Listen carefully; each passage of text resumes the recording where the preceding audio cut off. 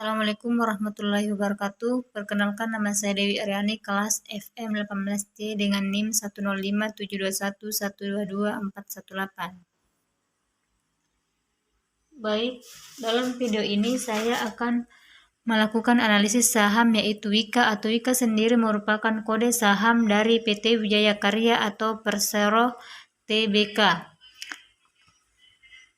Untuk memulainya, saya akan melakukan analisis kuantitatif atau membandingkan rasio-rasio dari data perusahaan subsektor building construction. Dikarenakan PT Wijaya karena ini bergerak di bidang konstruksi, maka saya akan melakukan perbandingan dengan perusahaan yang subsektor building construction. Di antaranya ada PT Wijaya Karya, PT Waskita Karya, PT Pembangunan Perumahan, dan PT Adikarya Tbk.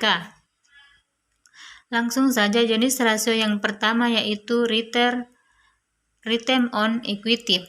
Pada PT Wijaya Karya sebesar 0,49%, pada PT Waskita Karya minus 14,72%, pada PT Pembangunan Perumahan 0,32%, pada PT Adikarya Tbk sebesar 0,37%. Yang kedua yaitu DER atau Debt Equity Ratio. Pada PT Wijaya Karya sebesar 334,67%, pada PT Waskita Karya sebesar 592,81%. Pada PT Pembangunan Perumahan 363,89%. Pada PT Adikarya Tbk sebesar 574,59%. Yang ketiga yaitu PERS atau Price Earning Ratio. Pada PT Wijaya Karya sebesar 161,51.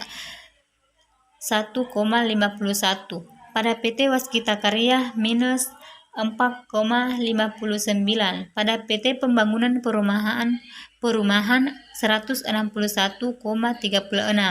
Pada PT Adikarya Tbk sebesar 0,37%. Yang keempat yaitu dividen. Yang keempat yaitu VVYR. Pada PT Wijaya Karya sebesar 4,23%, pada PT Waskita Karya 0,47%, pada PT Pembangunan Perumahan 3,70%, pada PT Adikarya sebesar 3,24%. Lanjut analisis ranking. Dikarenakan PT Waskita terdapat minus, maka harus dieliminasi, jadi tersisa PT Wijaya Karya, PT Pembangunan Perumahan, dan PT Adikarya. Langsung saja untuk peringkinan jenis pertama yaitu ROI. Memiliki asumsi bahwa semakin besar ROI maka perusahaannya semakin baik dalam menghasilkan laba. Ini berarti bahwa jika dilihat dari PT Wijaya Karya, ROI sebesar 0,49%, di mana lebih besar dibandingkan PT Pembangunan Perumahan dan PT Adikarya. Berarti ROI dalam PT Wijaya Karya menunjukkan peringkat kedua, dan PT Pembangunan Perumahan menunjukkan peringkat ketiga. Yang kedua yaitu DER. Memiliki asumsi bahwa rasio ini semakin kecil semakin baik. Jika dilihat bahwa yang memiliki rasio paling kecil yaitu PT Wijaya Karya sebesar 334,67%. Berarti PT Wijaya Karya memperoleh ranking 1 dari PT Pembangunan mendapatkan peringkat kedua, dan PT Adikarya mendapatkan peringkat ketiga. Yang ketiga yaitu PER. PER memiliki asumsi bahwa rasio ini semakin kecil semakin baik. Jika dilihat yang memiliki rasio paling kecil yaitu PT Adikarya sebesar 99,82. Ini berarti bahwa PT Adikarya berada peringkat pertama, PT Pembangunan Perumahan berada pada peringkat kedua, dan PT Wijaya Karya berada pada peringkat ketiga. Yang keempat yaitu VVIR. Memiliki asumsi bahwa rasio ini semakin kecil semakin baik. Jika dilihat yang memiliki rasio paling kecil yaitu PT Adikarya sebesar 0,37, Ini berarti bahwa PT Adikarya berada pada peringkat pertama, PT Pembangunan Perumahan berada pada peringkat kedua, dan PT Wika berada pada peringkat ketiga. Yang kelima yaitu dividen yield, memiliki asumsi bahwa semakin besar semakin baik. Jika dilihat di sini, yang memiliki rasio paling besar yaitu PT Wijaya Karya sebesar 4,23%. Ini berarti bahwa PT Wijaya Karya pada peringkat pertama, PT Pembangunan Perumahan berada peringkat kedua, dan PT Adikarya berada pada peringkat ketiga. Jika diakumulasikan, bahwa yang memiliki jumlah paling kecil yaitu PT Wijaya Karya, di mana bahwa apabila memiliki jumlah paling kecil maka yang itu akan dianalisis. Mengapa memilih Wika?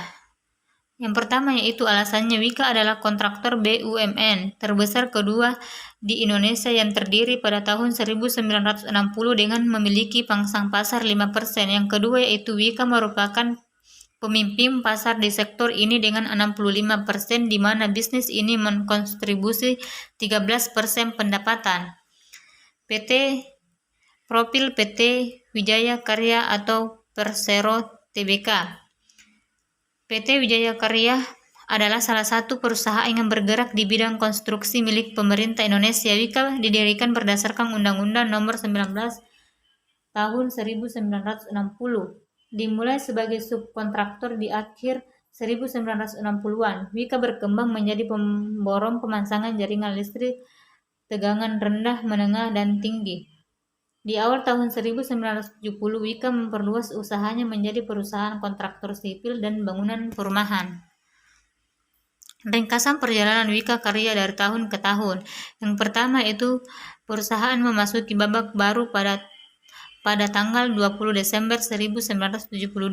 Yang kedua yaitu Wika selalu melakukan terobosan. Yang ketiga yaitu perolehan dana segar dari IPO digunakan untuk mendukung pertumbuhan dari inovasi yang dilakukan oleh Wika. Yang keempat yaitu Wika saat ini memiliki 6 strategi bisnis unit atau SBU yang meliputi konstruksi atau konstruksi sipil dan konstruksi bangunan gedung. Adapun penghargaan PT Wijaya Karya dapat kita lihat di tabel.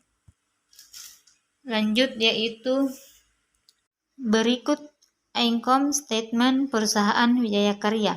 Dilihat dari 5 tahun ke tahun. Dari tahun 15 sampai tahun 2015, pendapatan Wijaya Karya mengalami peningkatan secara terus-menerus, walaupun di 2019 sedikit penurunan.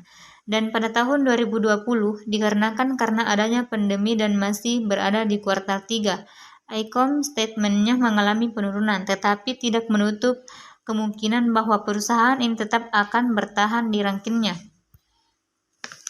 Lanjut balance sheet. Yang warna biru melambangkan aset mengalami peningkatan secara terus-menerus. Ini menunjukkan bahwa sebuah perusahaan apabila aset secara bertahap dari tahun ke tahun mengalami peningkatan baik dan dilihat dari DER-nya. Kesimpulannya yaitu melihat hasil analisis rasio dan lainnya yang dilakukan dapat dijadikan dasar atau pertimbangan lebih lanjut bagi para calon investor yang ingin menanam sahamnya di PT Wijaya Karya ini. Melihat situasi dan kondisi saat ini kurang bagus sehingga mempengaruhi kinerja keuangan perusahaan, tetapi tidak menutup kemungkinan perusahaan ini masih tetap berkibar di tengah persaingan yang ada. Dilihat dari dividen yield yang dibagikan sebesar 4,23%. Sekian dan terima kasih. Assalamualaikum warahmatullahi wabarakatuh.